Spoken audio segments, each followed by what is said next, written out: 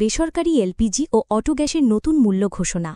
Bangladesh energy regulatory commission board আজ রবিবার একটি বিজ্ঞপ্তির মাধ্যমে জানায়, আন্তর্জাতিক বাজারে সাউদি সিপি অর্থাৎ কন্ট্রাক্ট প্রাইস অনুযায়ী আগস্ট মাসের জন্য বেসরকারি এলপিজি ও অটো গ্যাসের খুচরা মূল্য সমন্বয় করা হয়েছে।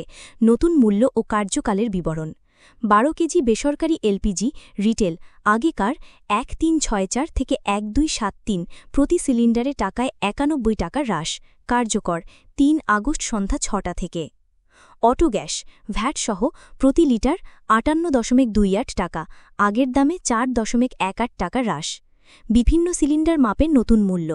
বিভিন্ন ওজন অনুসারে 5.5 কেজি থেকে 45 কেজি পর্যন্ত এলপিজির নতুন খুচরা মূল্য নিম্নরূপ: 5.5 কেজি 584 টাকা, 12.5 কেজি 1326 টাকা, 15 কেজি 1592 টাকা, 16 কেজি 1698 টাকা, 18 কেজি 1910 টাকা, 20 কেজি 2122 টাকা, 22 কেজি 2334 টাকা, 25 কেজি 2653 টাকা, 30 কেজি 3183 টাকা, 33 কেজি 3502 টাকা, 35 কেজি 3714 টাকা, 45 কেজি 4775 টাকা।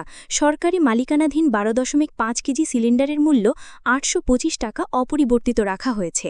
মূল্য নির্ধারণের সূত্রপাত ও প্রেক্ষাপট।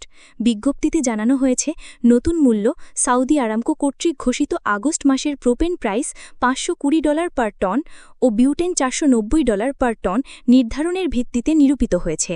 প্রোপেন ও বিউটেন ব্যবহারের অনুপাতে 35-62 রেশিও অনুযায়ী গড় সাউদি সিপি দাঁড়ায় $500.50 পার টন।